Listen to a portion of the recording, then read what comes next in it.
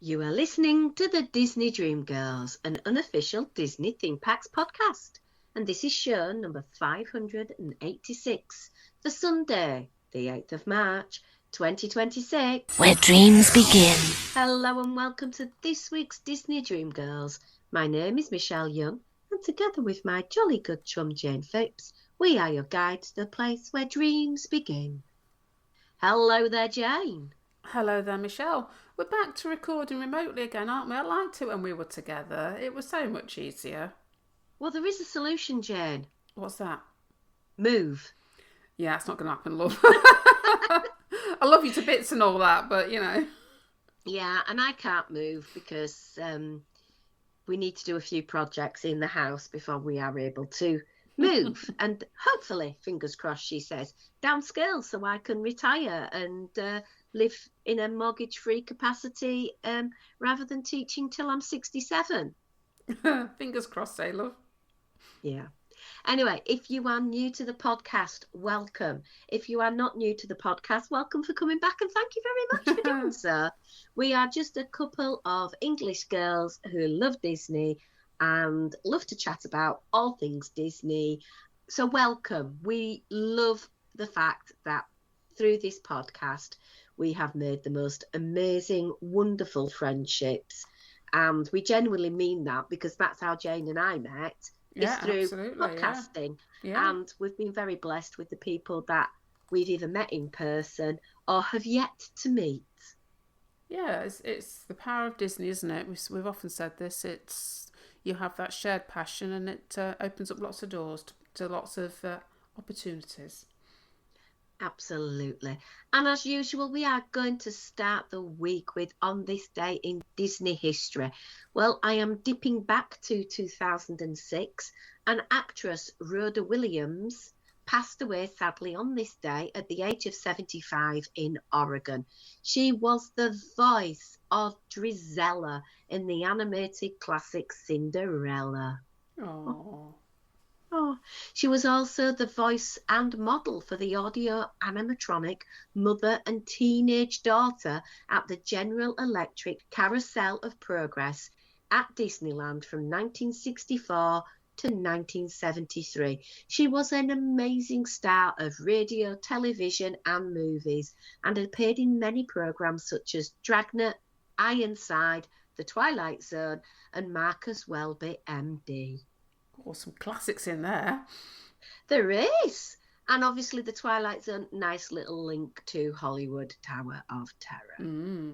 On this day in 2013, Disney dipped its toe into Oz, and the fantasy adventure Oz the Great and Powerful opened on this day in 2D and 3D in selected locations. Did you ever get to see that one, Jayne?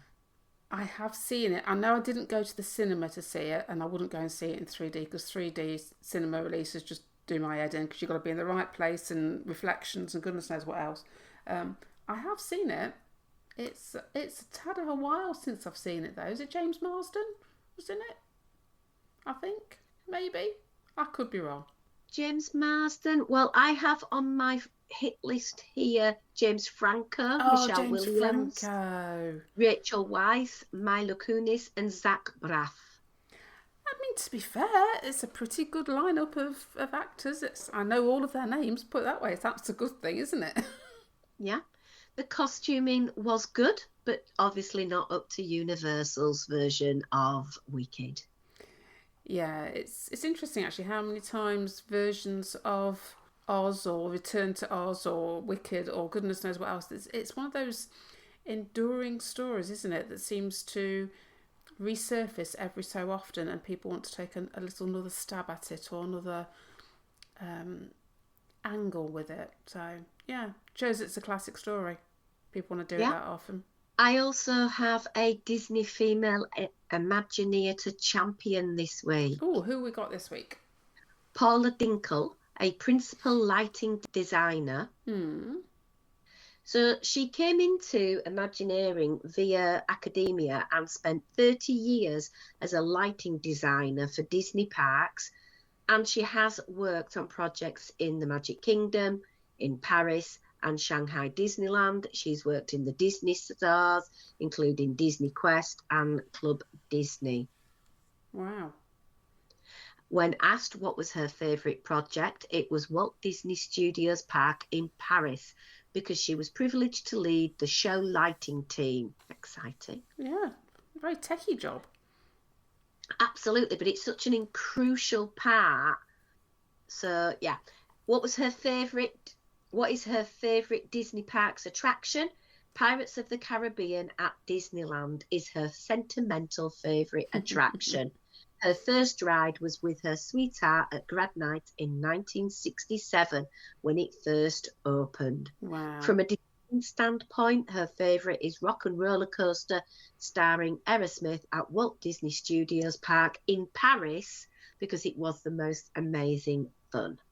Wow, that's kind of, not fortuitous, but obviously links in with the fact that we've just seen that close over at Hollywood Studios in the last week. And obviously it is no more at Paris because it's now the Iron Man It ride. is indeed. Now, I want to share a tale with you. Oh, not a tale as old as time, but a tale of a tale. A tale of a tale. Do not worry, everyone who has been worried about Gertie. Ha ha! Poor old Gertie, eh? Gertie's tale has now been fixed. You can stop writing the petition to Disney to say, save our Gertie, because the tale has had a repair. She had a bit of surgery going on. Little bit of surgery, little bit of water level sort of dropped a bit, little bit of scrim, and a repair. So all is good in the land of Hollywood Studios. But in all seriousness, though, Shell, it is good to see that when something has gone awry, that they're now getting on these things and fixing them. Because we've had situations in the past where things have, fell off walls and things, and we just had scrim up for months and months and months and months on end. So at least this is a positive in something breaks, let's get it fixed. Absolutely. So, if you have little ones listening with you right now, you may want to give them some headphones or ask them to go on a little errand. I'm now worried. Well, you know what I'm going to say because I've sent it to you on WhatsApp. Ah, okay.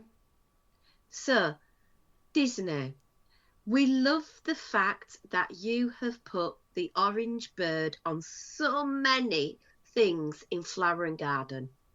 Adore it. I have seen over at the Germany Pavilion, you can have some laser etched glassware with the orange bird. Wow. I have seen T-shirts. I have seen pins. I have seen a backpack. Mm-hmm. Now, we know Disney Imagineers love their little cheeky acronyms. We have MILF. Mm. We have ASS. Mm-hmm. Now, we have the Orange Bird Porn Doll Bag. Is that the official name, Michelle? No, that's what I've called it. Because once you look at this new Orange Bird bag, if you have been brought up in the United Kingdom and you loved Only Fools and Horses when you were growing up, you will remember a classic moment from TV when Del Boy buys a batch load of dodgy adult dolls. Mm-hmm. And they are sat watching TV in Trotter's Tower, and these dolls pop up from behind the sofa. And all I am saying is one of those dolls' faces remind me a lot of the Orange Bird. Poor Orange Bird. I am mortified that he has been defaced in such a manner. I love the fact that he's on the merch, but to have his mouth open in such a way. Anyway, if you've not seen it and you want to see it, drop me a message and I'll quite happily allude a little bit more. But I will not be sharing the image on social media in the wide format. But send me a message.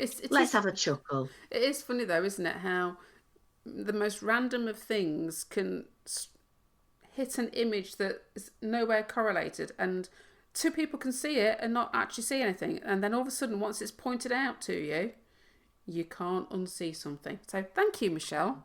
welcome. Although I am a little bit annoyed that Vicky Wells, who is a United Kingdom citizen, has never seen Only Fools and Horses. I thought I everybody was know. brought up on Only Fools. Maybe it's because we're old, Michelle. I'm not old. Okay. I'm middle-aged. I'm happy with being I was middle-aged. going to stay middle-aged forever. Yeah, absolutely. Even though one of my pupils today said I was 3 years older than I was. No. I know. I said it's a touchy subject. Please don't say that again. You don't guess women's ages. It's never going to end well, is it?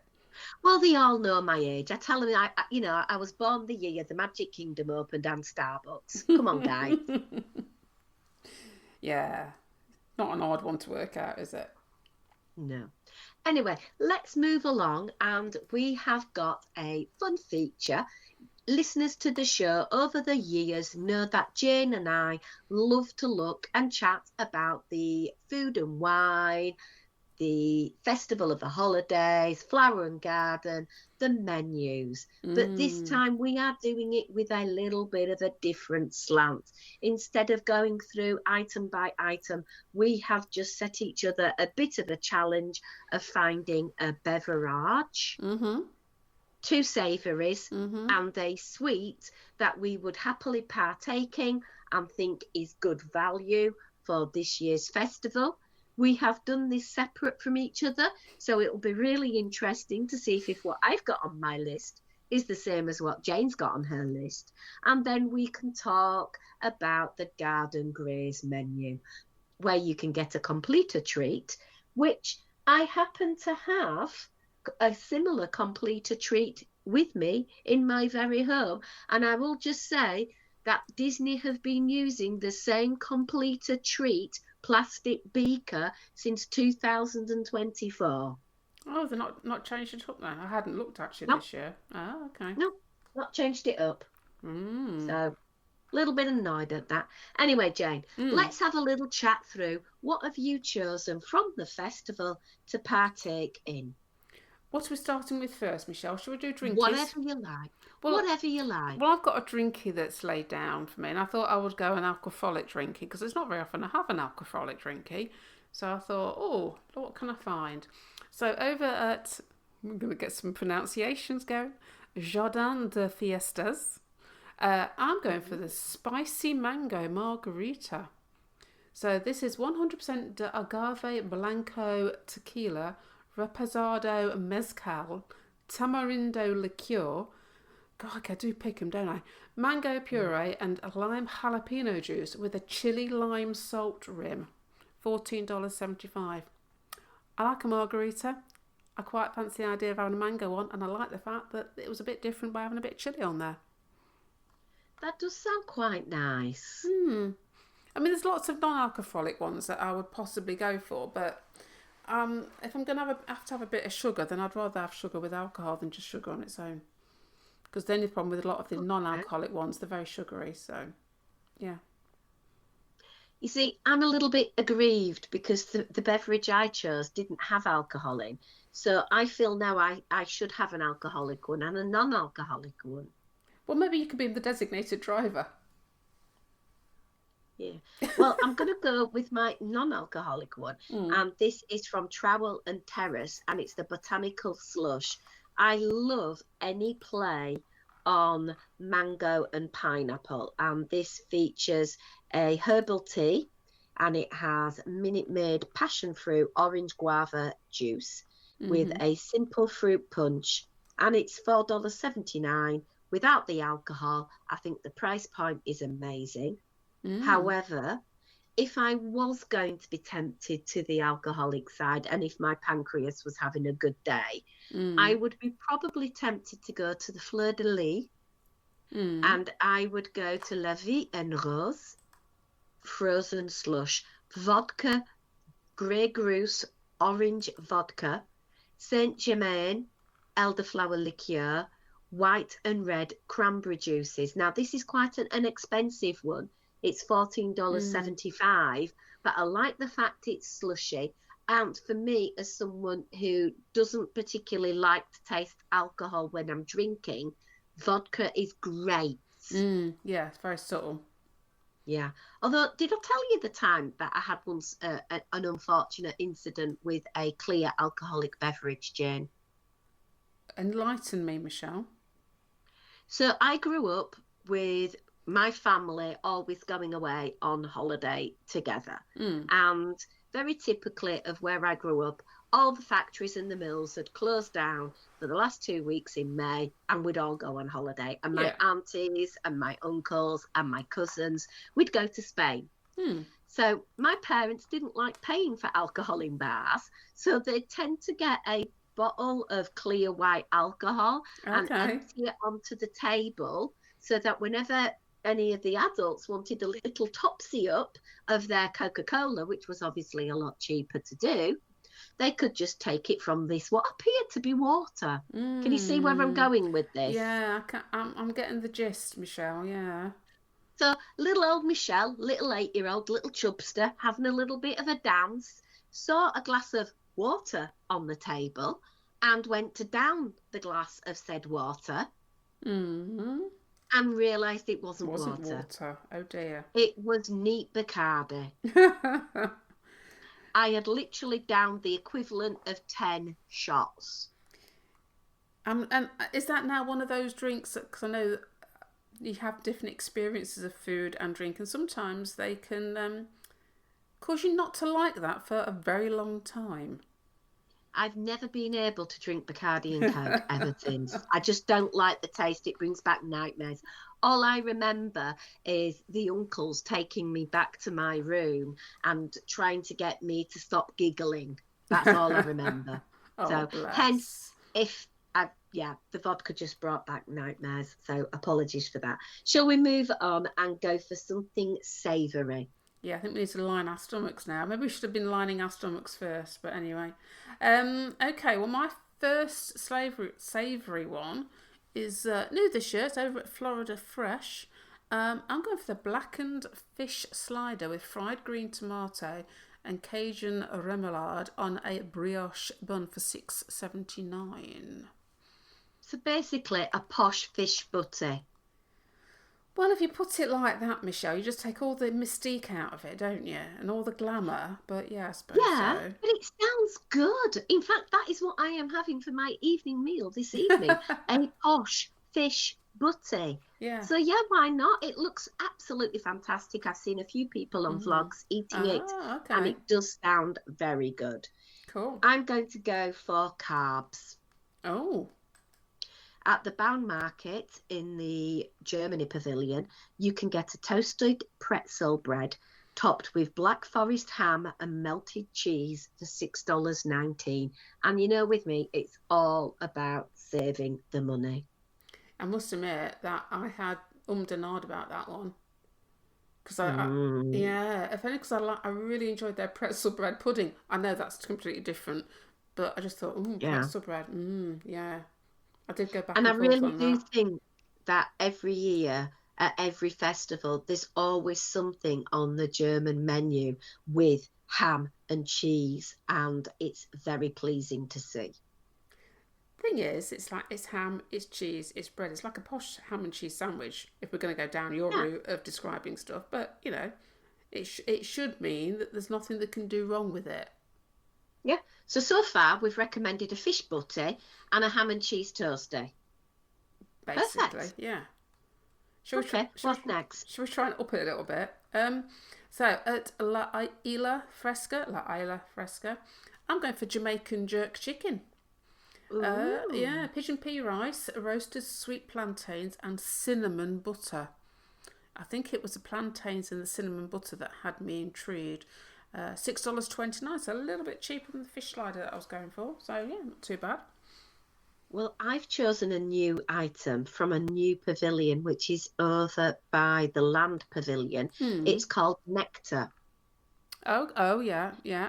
And this is the type of food I love. It's a tuna poke bowl. Mhm. It's got edamame, avocado, mango, pickled red onions, seaweed salad, purake, and umami sauce on a bed of sticky rice.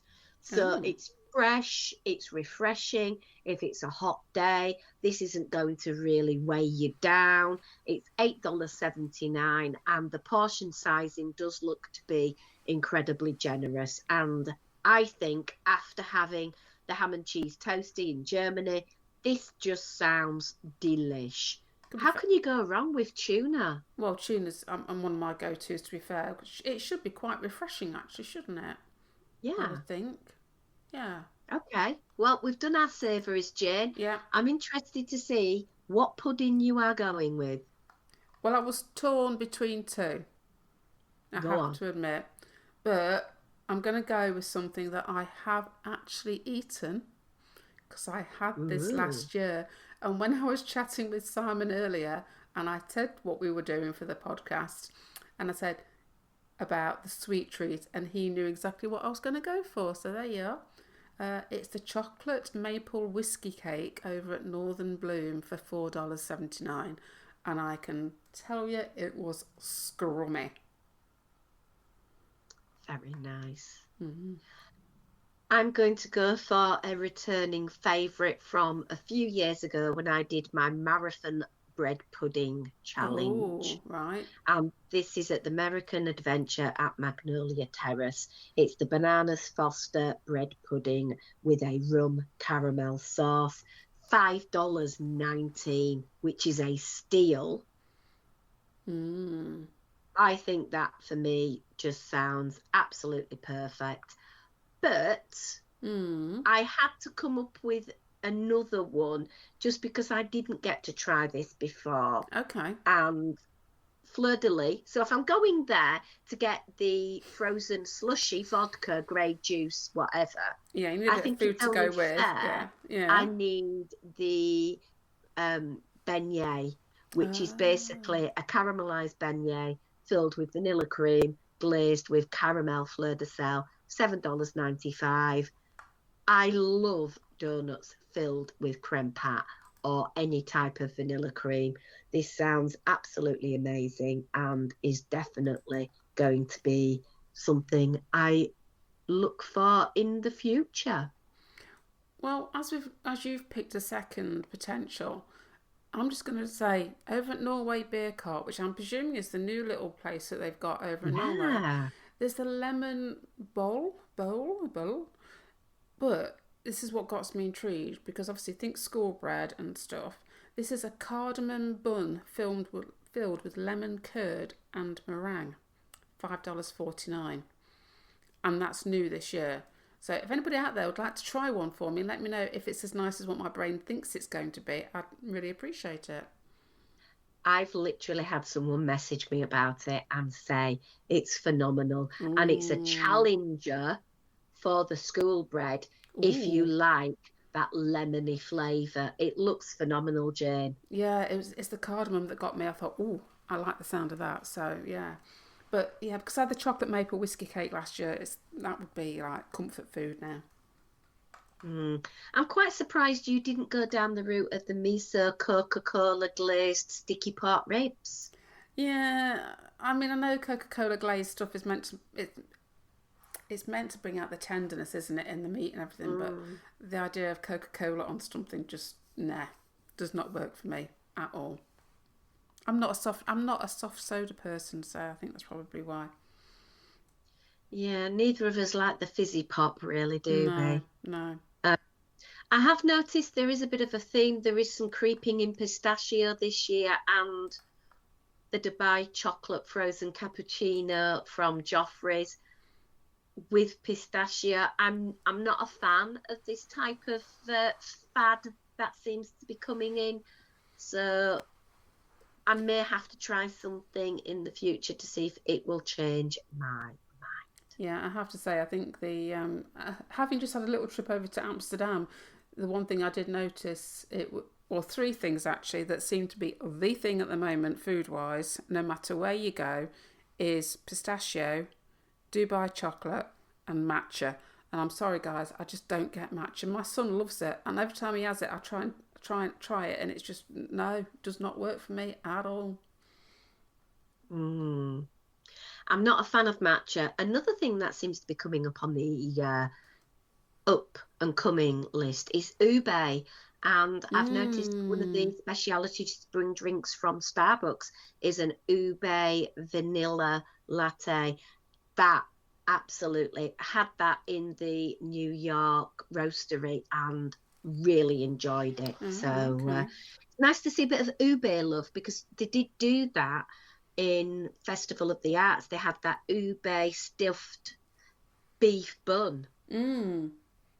So very interesting. It's such an exciting time to be a Disney fan, because I don't know if you've noticed, but there's been a new ship. Oh my word. Robert Downey Jr. coming in to be the Godfather. Of the adventure. First cruise ship in the Disney fleet to have escalators. Oh wow. Yeah, it was going to be it's a big boy, isn't it? It is a big boy. It's a beautiful boy. I've had a bit of a tour around. I've seen some of the external fixings and the atrium area. It looks phenomenally beautiful. It does look incredibly overwhelming for such short cruises that they're doing. And I really can't wait to start seeing some of our listeners getting on board. I know Kat and Lewis from Diz Down Under have got some trips coming up in the future on her. So it'll be really interesting to see as we get to see more views and reviews on some of the really amazing storytelling that's taken part. And it's all good. Yeah, we like new stuff. We do like new stuff. We like new stuff. We like lots of merch. We like lots of price reductions, and we like short waits in the lines. Can we have more of those, please? Yeah, short waits, new stuff, good merch, plenty of shopping opportunities, and good food. We're very simply pleased, aren't we, really? And people in the parks not being unkind to each other. Yeah, everybody getting on, having a good time. Yeah. Positive energy, positive vibes.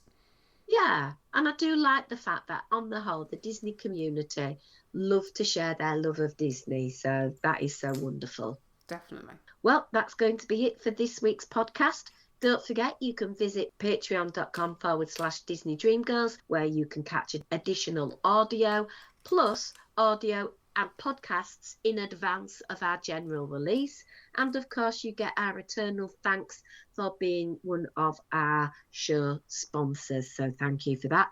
You can see more from us on Instagram at Diz Dreamgirls. I have got an amazing video of Tanya the Dragon from Disneyland Paris I will be putting up on Instagram. So please take a look at that. It is amazing. I am so excited about going to Paris to see it again in person. But until next week, it's a goodbye from me. And it's goodbye from me.